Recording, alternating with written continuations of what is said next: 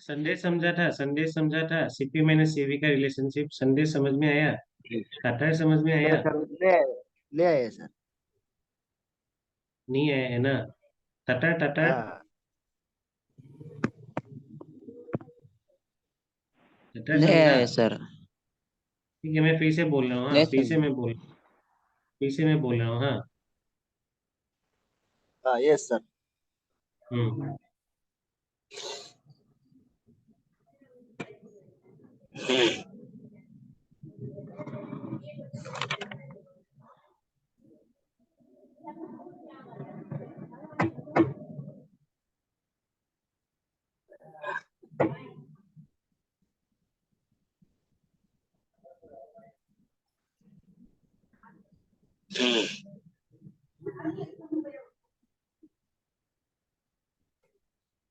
क्यों?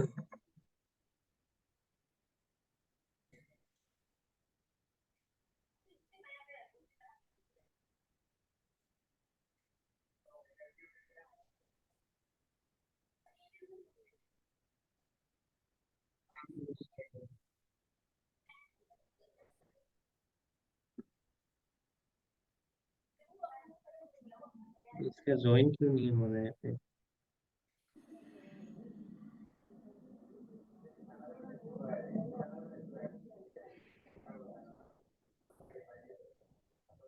दो दो से ज्वाइन कर रहे हैं क्या?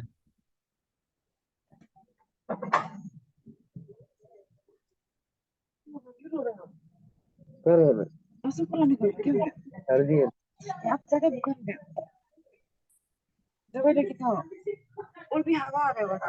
ये अच्छा बताओ सर।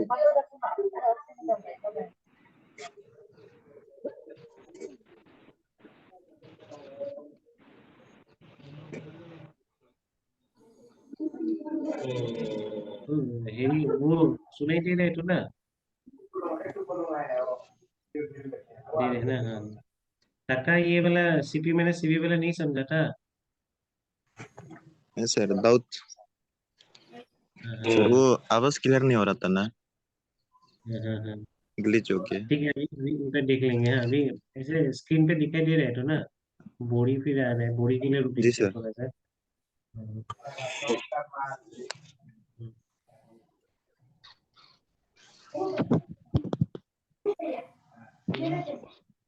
बोरी संदेश टटर सब लोग एक बार अच्छे से देखो, हाँ अच्छे से देखो तो।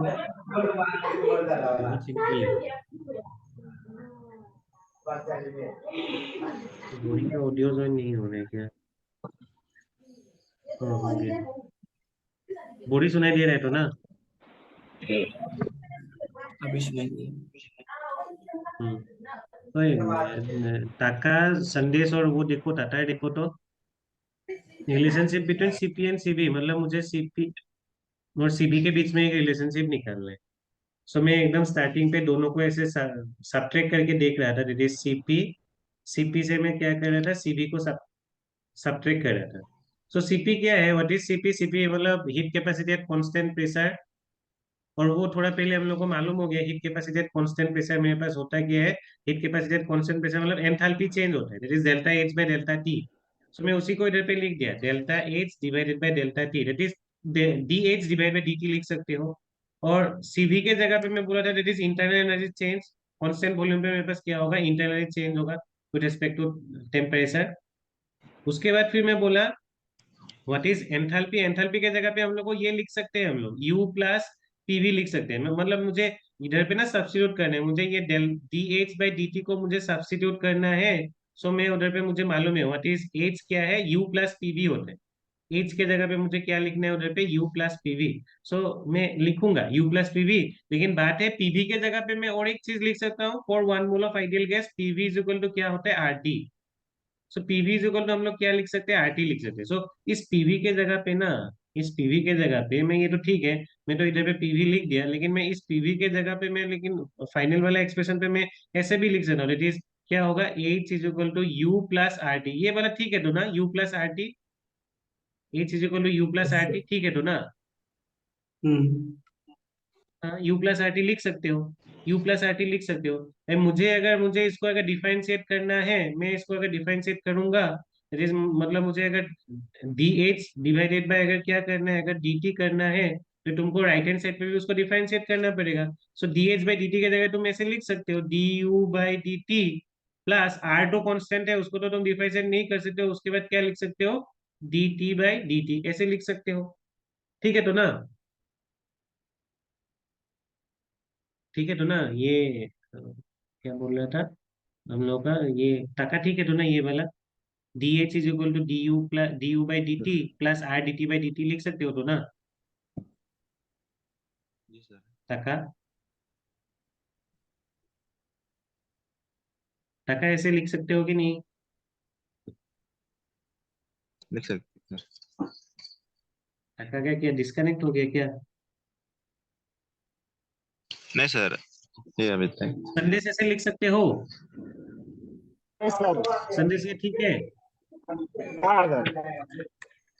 हाँ मैं खाली u प्लस आर टी की जगह पे D U by D T plus R D T by D T लिख दिया, ठीक है तो ना। उसी को मैं इधर पे कंटिन्यू कर रहा हूँ, उसी को मैं इधर पे कंटिन्यू कर रहा हूँ। मैं delta H by delta T जो इधर पे लिखा था उसी को मैं इधर पे अगर डिफरेंशिएट करके लिखूंगा, मैं उसका एक्सप्रेशन ये जो मैं नीचे पे लिख रहा था उसी एक्सप्रेशन को मैं इधर पे लिख रहा हूँ। It is D H by D T is equal to क्या होगा D U by D T, जो मैं पहले पे लिखा था D U by D T, ये फर्स्ट वाला D U by D T first वाला था। और उसका तुम क्या लिखोगे उधर पे R D T by D T, R D T by D T लिखोगे ये वाला। और माइनस क्या कर दोगे D U by D T, minus क्या कर दोगे D U by D T, ये D U by D T minus है तो ऊपर पे सो मैं उसको माइनस कर दिया ये वाला minus D U by D T.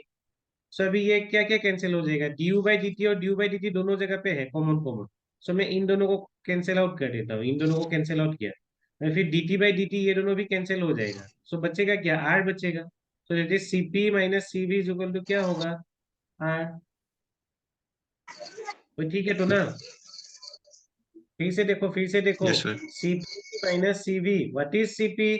C P मेरे पास क्या था that is D H divided by क्या था डी टी। और what is C V? C V क्या था मेरे पास D U divided by D T. अभी डी एच है क्या, व्हाट इज एच है मेरे पास यू प्लस पी वी। और एच के जगह पे ऐसे भी लिख सकते हो that is H is equal to U plus R T लिख सकते हो। मैं अगर मुझे delta D H by divided by D T अगर निकालना है सो मुझे इसको भी डिफरेंशिएट करना पड़ेगा। मैं इसको डिफरेंशिएट कर देता हूँ D U by D T plus R T by D T, R T divided by sorry sorry D T by D T ना। आर तो कांस्टेंट है तो ना, आर तो कांस्टेंट है सो आर को तो मैं इधर पे निकाल दिया बाहर। सो इधर पे मैं क्या लिख सकता हूँ D T by D T ऐसे ही लिखोगे। सो मैं इसी को इधर पे लिखूंगा D H by D T के जगह पे मैं इसको लिखूंगा इधर पे। सो मेरे पास क्या हो जाएगा D U by D T plus R D T by D T और माइनस क्या हो जाएगा D U by D T. So मेरे पास D U by D T ये एक है, ये भाई एक D U by D T है, दोनों कैंसिल। और फिर D T by D T ये दोनों भी कैंसिल, बचा क्या that is your R. So मुझे मिला CP minus CP is equal to मुझे क्या मिल गया आर। ठीक है तो ना अभी। हाँ। Yes sir. Yes sir. हाँ हाँ, अभी और एक इम्पोर्टेंट सा चीज, अभी हम लोग सीपी और सीवी हम लोग निकाल लेंगे मोनो एटॉमिक गैस का, जो तुम लोग को डायरेक्ट मतलब एग्जाम पे पूछता है सीपी बाई सीवी का गामा का वैल्यू पूछता है, उसको हम लोग पढ़ के लास्ट पे खत्म कर देंगे। हाँ ओए ऐसे बोर हो रहे हो क्या तुम लोग? और थोड़ा सा पढ़ लेगा क्या ये सीपी सीवी का रेशियो निकाल लेगा body?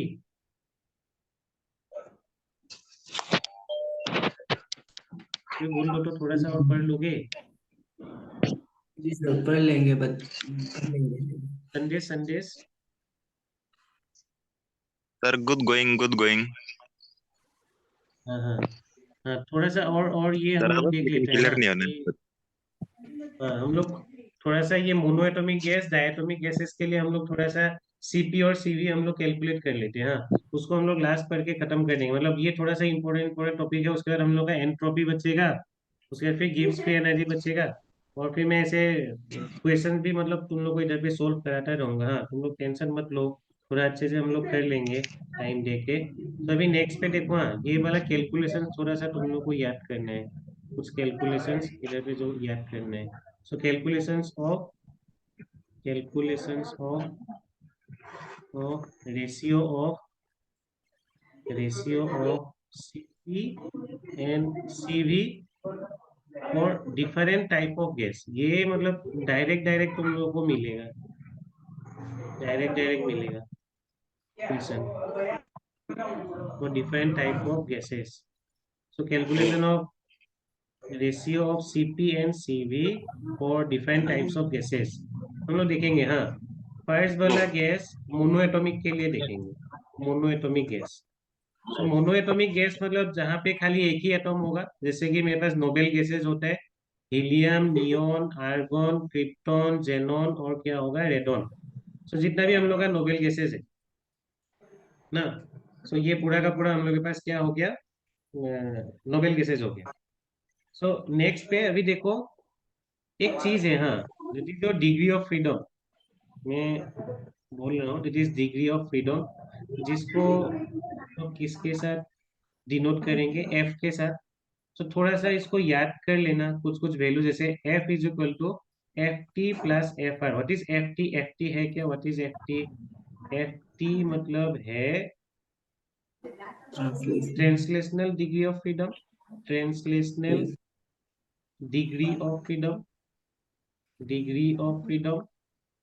And what is F R? What is F R? F R मतलब Rotational. Rotational degree of freedom, rotational, rotational degree of freedom. में थोड़ा सा कुछ कुछ चीज लिख रहा हूँ, कुछ नहीं है, तुम लोगों को मैं समझा दूंगा, अभी पहले ये लिख के ना, उसके बाद हम लोग समझ लेंगे। सो तीन एक्सिस होगा, मैं एक मोलिक्यूल लेता हूँ इधर पे एक मोलिक्यूल लेता हूँ। सो तीन एक्सिस, दैट इज एक्स, फिर वाई और फिर जेड। तो अभी देखो, हाँ, मैं ये डिग्री ऑफ फ्रीडम मतलब क्या है, तुम्हारे पास अगर कोई एक मोलिक्यूल अगर है, तो मतलब कैसे कैसे रोटेशन कर सकता है, मतलब उसको घूमने के लिए उसका फ्रीडम कहाँ कहाँ है। तो अभी एक अगर मेरे पास अगर एटॉम या फिर मोलिक्यूल अगर होगा, मेरे पास अगर एक एटॉम या फिर मोलिक्यूल अगर होगा, वो कहाँ कहाँ जा सकता है? तीन एक्सिस पे जा सकते हैं। या तो वो मेरे पास कहाँ पे जाएगा, वो मेरा एक्स एक्सिस पे जाएगा, नहीं तो वो मेरे पास वाई एक्सिस पे। ट्रांसलेट, ट्रांसलेट मतलब ऐसे जाना, मतलब मैं इधर से चंद्रनगर तक जा रहा हूँ, ट्रांसलेट करके जा रहा हूँ, मतलब मेरा मोलिक्यूल एक्स एक्सिस पे जा सकता है, वाई एक्सिस पे जा सकता है, नहीं तो जेड एक्सिस पे जा सकता है, ये तीन एक्सिस पे जा सकता है ना। ये तुम्हारे पास क्या हो गया, ट्रांसलेशनल डिग्री ऑफ फ्रीडम। अभी दूसरा वाला क्या है, that is your rotational degree of freedom. तो अभी रोटेशनल डिग्री ऑफ फ्रीडम में तुम लोग देख लो, हाँ, रोटेशन करने के लिए ना तुम्हारे पास कुछ ना कुछ एक एक्सिस होना पड़ेगा, मतलब एटलीस्ट तो तुम्हारे पास दो एटॉम होना पड़ेगा। मेरे पास इस साइड पे एक एटॉम है, इस साइड पे एक एटॉम है। सो मैं उसको ऐसे रोटेट करा सकता हूँ, मतलब मैं इस एक्सिस पे उसको रोटेट करा सकता हूँ, दोनों एटॉम को ऐसे करके। सो एटलीस्ट दो एटॉम तो होना पड़ेगा रोटेट करने के लिए। और दो एटॉम होगा तभी तो मैं बोल सकूंगा कि वो मेरे पास क्या, कौन सा एक्सिस पे घूम रहा था, एक्स एक्सिस पे घूम रहा है कि वाई एक्सिस पे घूम रहा है कि जेड एक्सिस। अभी एक एटॉम अगर होगा, वो तो किसी भी, कैसे भी घूमे, मतलब ऐसे भी घूम सकता है, ऐसे भी घूम सकता है, लेकिन वो तो कोई तो एक ही एक्सिस पे ही तो घूमेगा तो ना। पर रोटेशन करने के टाइम पे मेरे पास कुछ ऐसा तो फिक्स नहीं है ना, वो मेरे पास इधर पे रुक के ये एक्सिस पे घूम रहा है, ऐसा तो नहीं है ना। खाली एक ही एटॉम है, वो हर जगह पे ऐसे ऐसे भी घूम सकता है, ऐसे ऐसे भी घूम सकता है, ऐसे ऐसे भी घूम सकता है। मतलब मेरा कहने का मतलब है ना, मैं ऐसा ये समझाने की कोशिश कर रहा हूँ तुमको ना, ऐसे ये रोटेशनल डिग्री ऑफ फ्रीडम अगर निकालना है ना, तुम्हारे पास एटलीस्ट दो एटॉम होना पड़ेगा, तब तुम बोल सकोगे कि हाँ मेरे पास ये ना क्या कर रहा है, ऐसे एक्सिस पे या तो वो क्लॉकवाइज डायरेक्शन पे घूमेगा, नहीं तो वो एंटी क्लॉकवाइज डायरेक्शन पे घूमेगा ना। सो मेरे पास एंटी क्लॉकवाइज डायरेक्शन पे भी घूम सकता है ये मेरे पास दो मोलिकुल, या फिर नहीं तो वो मेरा क्या घूम सकता है, ऐसे क्लॉकवाइज डायरेक्शन पे भी घूम सकता है। तुम बोल सकोगे कि वो मेरा एक्स एक्सिस के अलोंग क्लॉकवाइज डायरेक्शन पे घूम रहा है, मेरा एक्स एक्सिस पे मेरा एंटी क्लॉकवाइज डायरेक्शन पे घूम रहा है। सो एटलीस्ट दो दो एटॉम्स रहना ही पड़ेगा, तब जाके तुम उधर पे क्या डिफाइन कर सकते हो उसके लिए, रोटेशनल डिग्री ऑफ फ्रीडम तुम उसके लिए डिफाइन कर सकते हो। मेरा बात समझा है कि नहीं, बोलो तो। जी सर, समझ गया। हाँ, मतलब ट्रांसलेट करने के लिए तो बहुत इजी है। एक मोलिकुल है मेरा, वो एक्स एक्सिस पे जा सकता है, नहीं तो वो मेरा वाई एक्सिस पे जा सकता है, नहीं तो मेरा जेड एक्सिस पे जा सकता है, ठीक है, ये एटॉम है। लेकिन अभी तुमको उसको अगर बोलना है कि मेरा वो कौन सा एक्सिस पे घूम रहा है, तुमको तो उसको फिक्स करना पड़ेगा, एटलीस्ट दो एटॉम होना पड़ेगा, तब तुम जाके बोलोगे वो क्लॉकवाइज डायरेक्शन पे घूम रहा है नहीं तो एंटी क्लॉकवाइज डायरेक्शन पे घूम रहे हैं। अभी दो है ही नहीं तुम्हारे पास, कैसे तुम बोलोगे उधर पे? सो एक एटम को तुम्हें ऐसे नहीं बोल सकते हो कौन सा एक्सिस पे वो घूम रहा है बोल के। सो इसके लिए ना तुम्हारे पास रोटेशनल डिग्री ऑफ फ्रीडम तुम क्या बोलोगे, उसके लिए रोटेशन करने के लिए कुछ भी फ्रीडम नहीं है, कौन सा एक्सिस पे घूमना है कुछ भी मालूम नहीं है। सो मोनोएटॉमिक के लिए ना तुम्हारे पास ट्रांसलेट करने के लिए दैट इज एफ टी का वैल्यू हो जाएगा 3 और एफ आर का वैल्यू हो जाएगा 0। सो एफ एफ का वैल्यू टोटल हम लोग को कितना मिल जाएगा, 3। और ठीक है, तो ना एफ का वैल्यू याद ही कर लो डायरेक्ट। सो फॉर मोनोएटॉमिक, हाँ मैं फिर से लिख रहा हूँ, मोनोएटॉमिक गैसेस के लिए लाइक तुम्हारे पास हीलियम हो सकता है, नियोन, आर्गन, ये सब गैसेस के लिए तुम्हारे पास क्या होगा उधर पे, मेरे पास जो एफ का वैल्यू होगा that is F T plus F are. So F T का वैल्यू ट्रांसलेट करने का 3 है और रोटेशन का 0 है, दैट इज एफ का वैल्यू कितना हो जाएगा, 3। सो समझ में नहीं आने से भी कुछ बात नहीं है, खाली ना याद करके रखना कि मोनोएटॉमिक के लिए एफ का वैल्यू 3 होता है। संदेश याद कर लोगे, एफ एफ का वैल्यू याद कर लोगे कि एफ का वैल्यू 3 होता है मोनोएटॉमिक के लिए, ऐसे याद कर लो। मोनोएटॉमिक यस के लिए सर। 3 होता है, डायटोमिक के लिए 5 होता है, पोलीएटॉमिक के लिए भी 5 होता है। सो मोनोएटॉमिक के लिए 3, डायटोमिक के लिए 5 और पोलीएटॉमिक के लिए मेरे पास 5 होगा। सो देखेंगे हम लोग जितना भी है। सो देखो, हाँ पहले मुझे ये देख लो, एफ का वैल्यू मुझे 3 बोल के मुझे याद कर लेना है मोनोएटॉमिक के लिए। अभी उसके बाद देखो दो चीज है, तुमको सीवी निकालने का फॉर्मूला भी याद करना है। This CV is equal to F R divided by क्या होता है उधर पे तुम्हारे पास 2। तो दो फॉर्मूला याद कर लो कि मेरे पास मोनोएटॉमिक के लिए मेरे पास एफ का वैल्यू अगर निकालना है तो is F T plus F are होगा, और एफ का वैल्यू हम लोग के पास कितना होगा, 3 निकलेगा। अभी सीवी निकालने का फॉर्मूला हर जगह पे मुझे अप्लाई करना है, मोनोएटॉमिक पे, डायटोमिक और फिर पोलिएटॉमिक पे भी हम लोग निकालेंगे, कुछ प्रॉब्लम नहीं है, खाली ये फॉर्मूला याद करके रखना है। सो अभी देखो तो मुझे सीवी निकालना है ना मोनोएटॉमिक के लिए। एफ का वैल्यू कितना मिला, what is the F, F का वैल्यू 3 ना, 3 मिला। Yes, sir. मल्टीप्लाइड बाय क्या है, आर, ऊपर पे फॉर्मूला लिखा ही हुआ है। मैं उस फॉर्मूला पे मैं अप्लाई कर रहा हूँ, मतलब मुझे मैं एफ का वैल्यू पुट करना था, मुझे मालूम है एफ का वैल्यू 3 होता है, मैं 3 इधर पे पुट कर दिया और इधर पे क्या आ गया, आर आ गया, फिर नीचे पे तुम्हारे पास क्या आ जाएगा, 2। ठीक है तो ना। So for monoatomic gases CV का वैल्यू कितना होगा, फॉर मोनोएटॉमिक गैसेस सीवी का वैल्यू कितना हो जाएगा, 3r डिवाइडेड बाई 2। तो ये ठीक है कि नहीं, बोलो सीवी का वैल्यू ये याद कर लोगे। Yes, sir. Yes, sir. हाँ ये याद कर लेना, सीवी इज इक्वल टू क्या होता है, 3r/2 होता है। अभी अभी थोड़ा पहले तुम सीपी निकाला था, what is CP, CP minus CV is equal to R होता है, मुझे सीपी निकालना है तो मैं निकाल लूंगा। How you will calculate CP, that is C V plus R, ऐसे लिख सकते हो तो ना। सीपी अगर कैलकुलेट करना है सीवी प्लस आर लिख दो, तो तुम सीवी निकाल के ही रखे हो थोड़ा पहले, सीवी मेरे पास 3r/2 होता है। So what will be the value of CP, CP का वैल्यू क्या हो जाएगा, सीबी प्लस आर, सीबी का वैल्यू कितना था, 3r डिवाइडेड बाई 2 और आर आर हो जाएगा, एलसीएम ले लो 2 और ऊपर पे 3r plus 2r, so is equal to कितना हो जाएगा, 5r डिवाइडेड बाई Bye. 2। तो ठीक है तो ना, Yes, sir. ठीक, हाँ ठीक है। सो मुझे मिल गया, ये सभी पूछता है एग्जाम पे, what is the value of CP for helium, what is the value of CP for neon, ऐसे पूछ सकता है, what is the value of CV for neon, ऐसे तुमको पूछ सकता है। सो मुझे मालूम हो गया, मुझे सीपी और सीवी का वैल्यू मालूम हो गया, मेरे पास सीपी का वैल्यू कितना मिल गया, दैट इज सीपी का वैल्यू मिल गया 5r/2 और फिर सीबी का वैल्यू मुझे कितना मिल गया, 3r/2। मैं फिर से लिख रहा हूँ, मुझे क्या क्या मिल गया उधर पे, मुझे मिला सीपी का वैल्यू दैट इज, फर्स्ट पे सीवी का वैल्यू कितना मिला, that is 3r/2 monoatomic gases के लिए, मोनोएटॉमिक के लिए, मोनोएटॉमिक के लिए सीवी का वैल्यू मिला 3r/2 और सीपी का वैल्यू तुमको कितना मिल गया, 5r/2। कोई और एक चीज पूछते हैं, value of gamma, value of gamma. So gamma है क्या, गामा है मेरे पास ratio between CP and CV, what is gamma, what is gamma, gamma है क्या, it is ratio between ratio between CP and CV को हम लोग क्या बोलते हैं, गामा बोलते हैं। और सीपी का वैल्यू तुम लोग कैलकुलेट कर लिया, सीपी का वैल्यू कितना मिला था उधर पे मुझे, 5r डिवाइडेड बाई 2। सीवी का वैल्यू तुम लोग कैलकुलेट कर लिया था, तुमको कितना मिला था उधर पे, 3r/2, 3r/2 में पुट कर दिया। सो मेरे पास 2 कैंसिल, आर आर कैंसिल, इधर पे बचा मेरे पास कितना, 5/3। सो 5/3 को अगर तुम डिवाइड करोगे ना तुमको वैल्यू ये मिले 1.66। सो ये पूछता है, What is the value of gamma for helium? What is the value of gamma for neon? तुमको 1.66, 1.33, 1.44 ये सब दे सकता है, डायरेक्ट तुम उसको याद ही कर लो 1.66 है बोल के। कोई समझा कि नहीं मोनोएटॉमिक के लिए सीपी सीबी और गामा निकालने के लिए?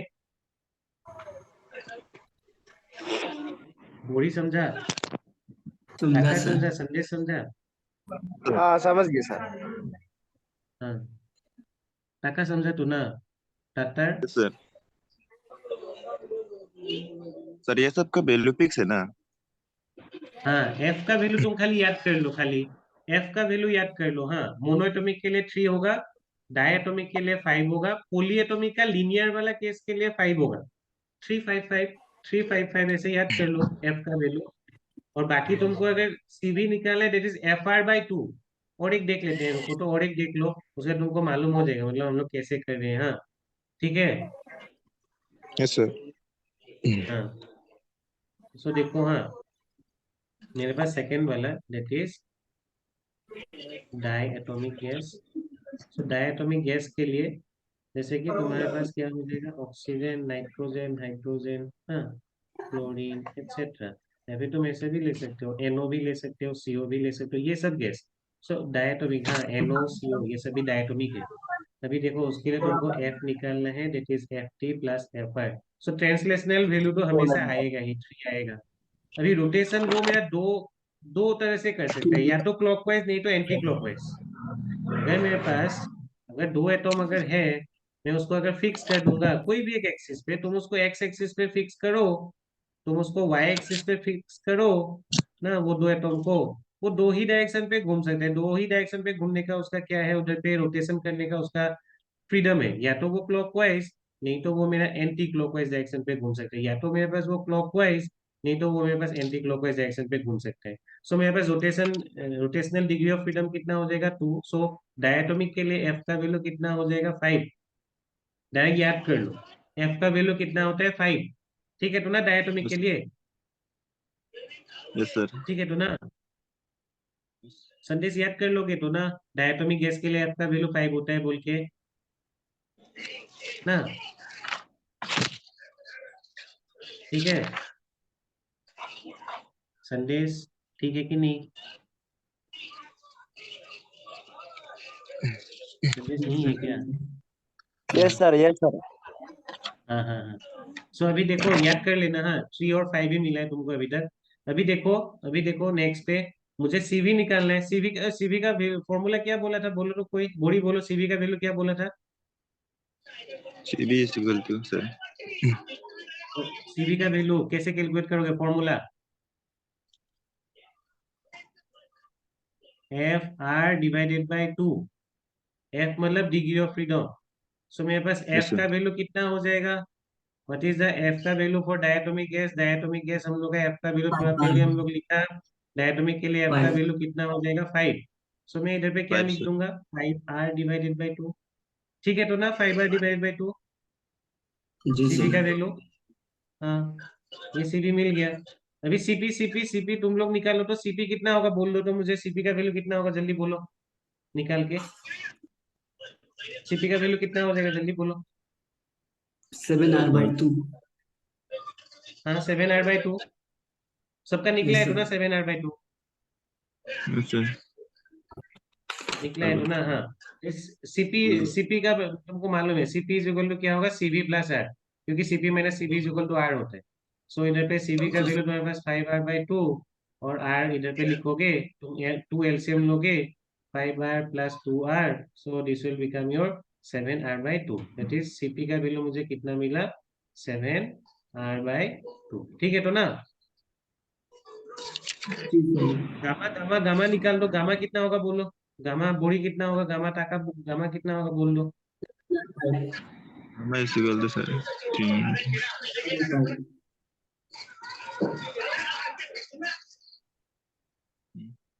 संदेश बोलो, टाटा बोलो, गामा का वैल्यू। Gamma sir.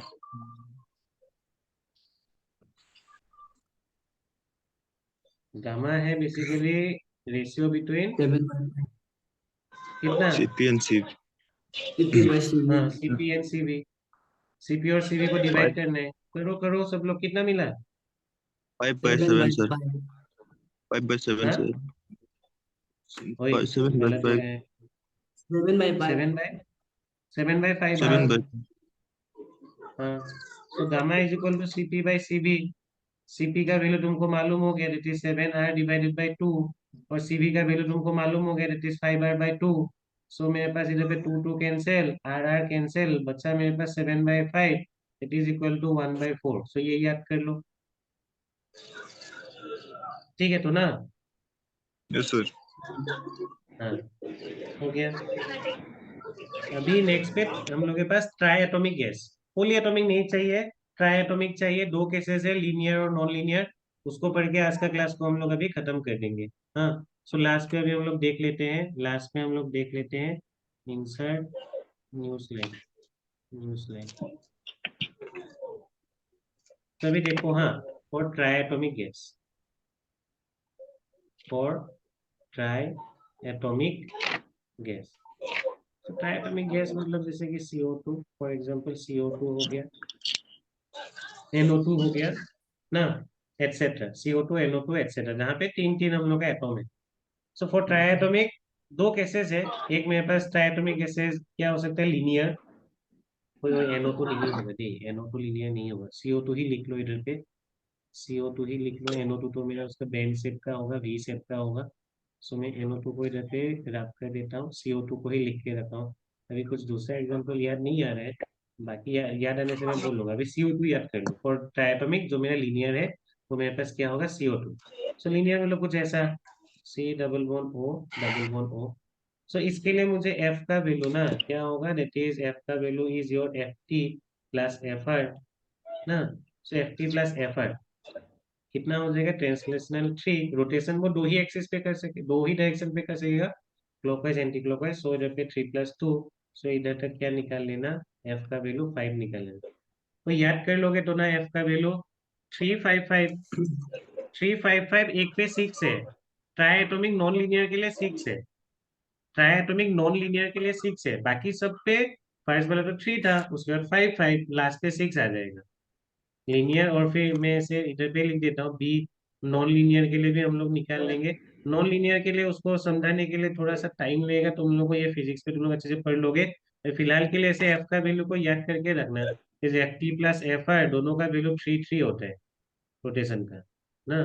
सो डिटेल में तुम लोग ये वेक्टर फिजिक्स से तुम लोग को समझा देगा, FT प्लस FR का वैल्यू कैसे 6 आ गया बोल के ना। सो उधर पे तुम लोग जब यस सर। थर्मोडायनेमिक्स पढ़ोगे फिजिक्स पे, उस टाइम पे डिग्री ऑफ फ्रीडम तुम लोग को पढ़ाएगा फिजिक्स सर।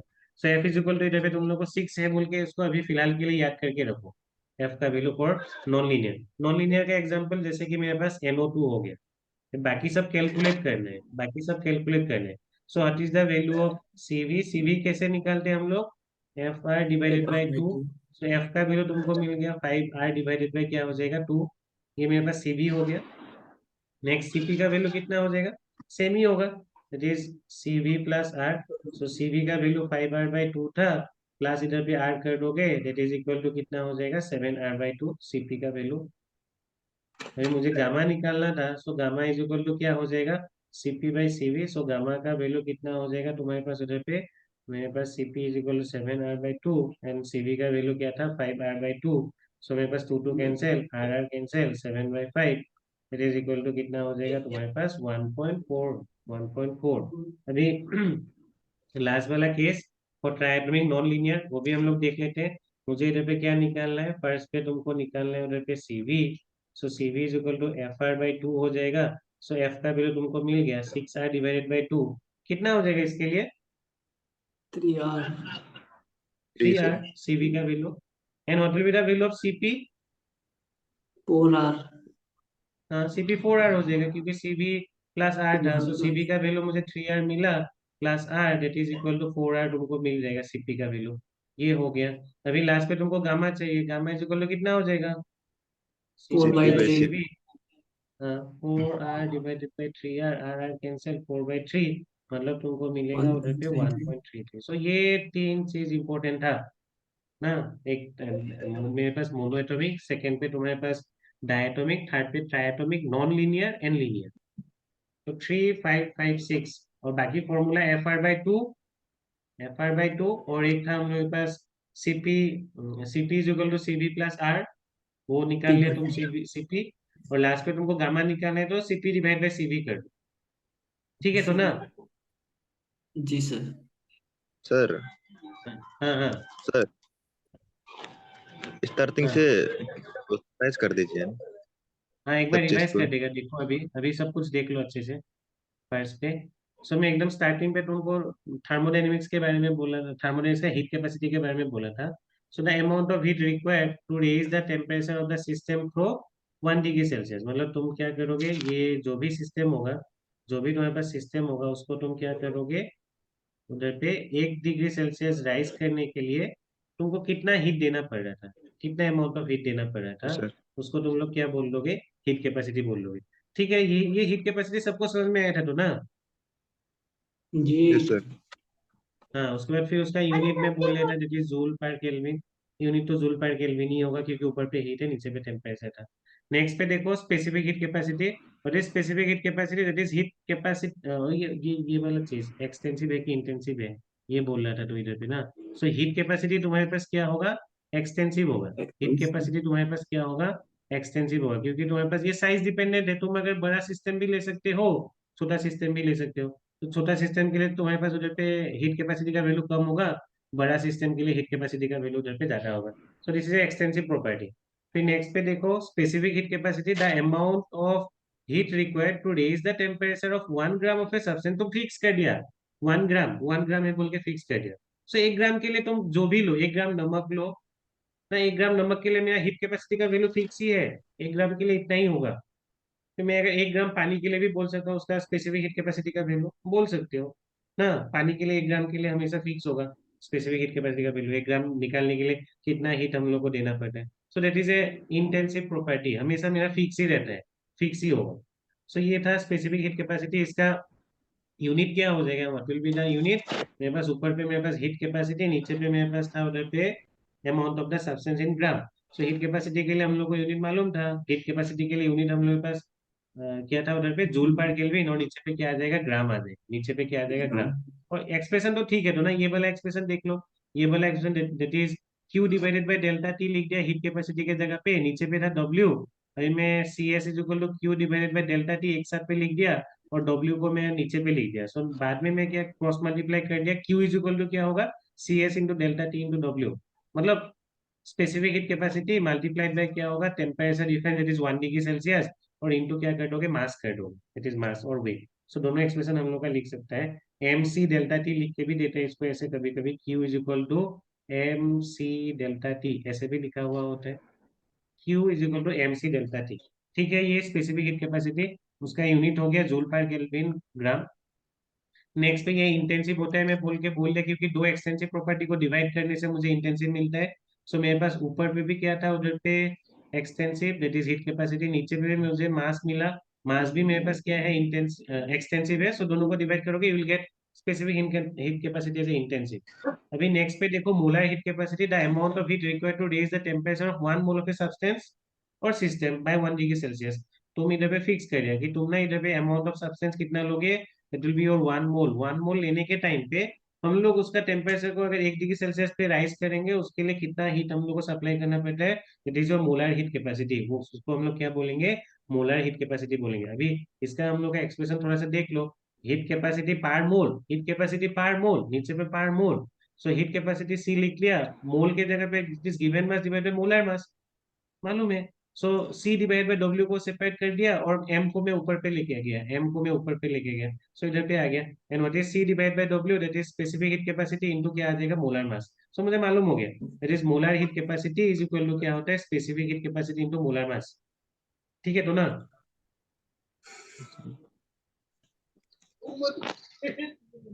ठीक है तो ना? Yes sir. हाँ, ये हो गया। अभी नेक्स्ट पे मेरे पास क्या था, unit of molar heat capacity पर मोल। सो जूल पर केल्विन, नीचे पे क्या था, मोल, सो जूल पर केल्विन मोल लिख दो एक साथ पे, ये भी हो गया। नेक्स्ट पे types of molar heat capacity. और ये मोलर हीट कैपेसिटी दो तरह का होता है, एक तुम कांस्टेंट वॉल्यूम पे मेजर कर सकते हो जब तुम क्लोज कंटेनर रखोगे, और दूसरा वाला तुम क्या कर सकते हो, उधर पे कांस्टेंट प्रेशर पे देती मतलब तुम खुला कंटेनर पे करोगे, that will be constant pressure, constant volume पे मेरा क्लोज कंटेनर होना है।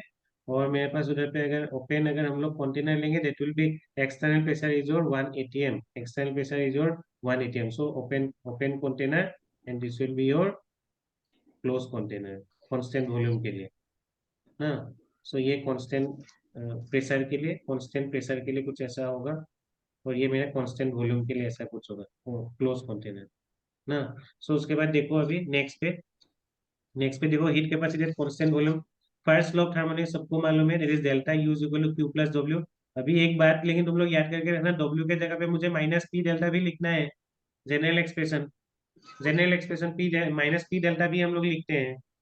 होगा एक्सपांशन होने से मेरे पास उधर पे क्या हो जाएगा, ये एक्सपांशन होने से हम लोग के पास क्या हो जाएगा, वो उसका वैल्यू प्लस आ जाएगा। अगर कॉम्प्रेशन होगा, कॉम्प्रेशन होने से उसका वैल्यू मेरे पास माइनस आ जाएगा। सो ये हम लोग को मालूम रखना है। So delta Q is equal to क्या आ जाएगा, delta U plus P delta V.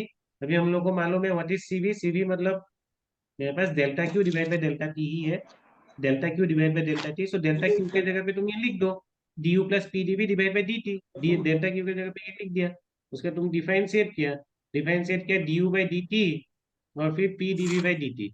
अभी तुम बोला कि वॉल्यूम कांस्टेंट है, ये पूरा का पूरा जीरो हो जाएगा, ये पूरा का पूरा जीरो हो जाएगा, zero multiply by pressure zero हो गया। So what is CV, CV is equal to D U by D T, D U by D T, ये हम लोग को मिल गया। नेक्स्ट पे देख लो, heat capacity at constant volume में भी define as the rate of change of internal energy with temperature at constant volume। ये बात इंपॉर्टेंट है, what is your heat capacity at constant volume, that is change in internal energy with respect to temperature at constant volume, ये हम लोग को मालूम होने। फिर नेक्स्ट पे देख लो, what is heat capacity at constant pressure, it is delta Q by delta T, delta Q by delta T. अभी डेल्टा क्यू के जगह पे क्या लिखोगे, D U plus P D V, ये लिखोगे D U plus P D V, ये तो मालूम है from first law of thermodynamics. नीचे पे डी टी था, तो मैं दोनों को अलग अलग करके डिफरेंशिएट किया, D U by D T plus P D V by D T. अभी तुम्हारे पास क्या हो जाएगा, व्हाट इज दिस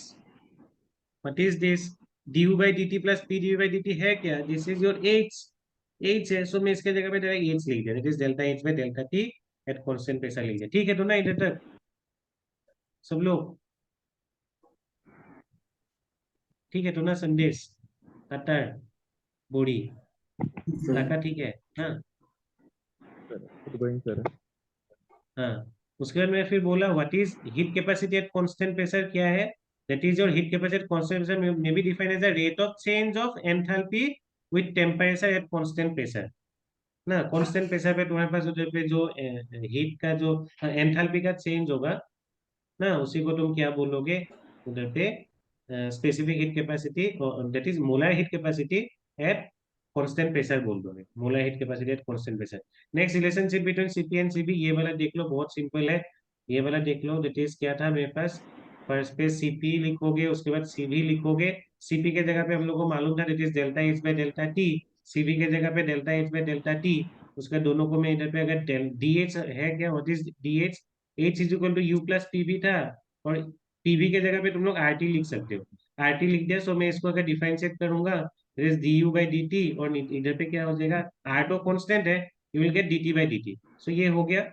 उसके बाद फिर मुझे इसको एक्सप्रेशन पे इधर पे पुट कर देना, ये पूरा का पूरा को मैं इधर पे पुट कर दिया, that is D U by D T plus क्या लिखोगे, R D T by D T minus इधर पे D U by D T. So ये दोनों कैंसिल आउट हो गया, ये पूरा का पूरा कैंसिल आउट हो गया।